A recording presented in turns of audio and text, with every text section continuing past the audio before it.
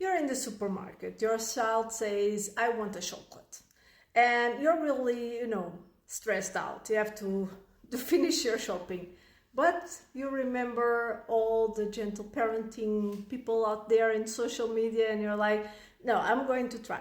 So you take a deep breath and you empathize with your child and you say, I know you want a chocolate, but we have to go. And you're really trying, right? And instead of your child being like, okay, mommy, what happens? They start screaming, but I want to, like even louder. And by then everyone is staring and some random person starts saying that's gentle parenting for you.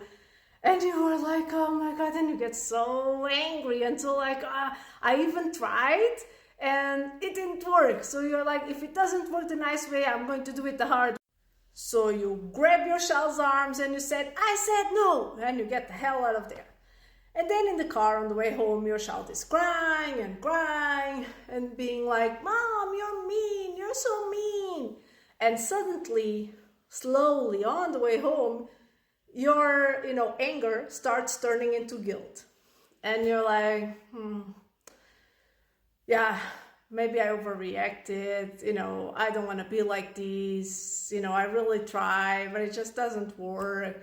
And then you get home and the screaming and the crying just don't stop, and you're feeling so overwhelmed and so overstimulated, and you just need peace and quiet because it's just all too much for you. So what do you end up doing? You grab a chocolate from the counter and you give it to him. And then you feel like a crappy mom and you're like, I'm failing. But here's the thing, you are not failing, right? It's just that empathizing with your child is not enough. That will not change the behavior, at least not long term, right? You need to find out why your child is acting that way and give them the skills to be able to deal with what is behind the behavior. Otherwise, it's just like putting a bandage on a leaky motor, the floor will keep getting dirty because from time to time the bandage will just come out and it will not really stop the leakage, right?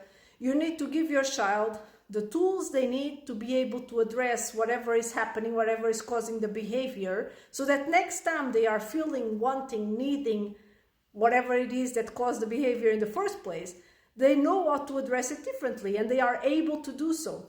And if you want me to show you how to do this step by step, comment plan below or check out the link in my bio.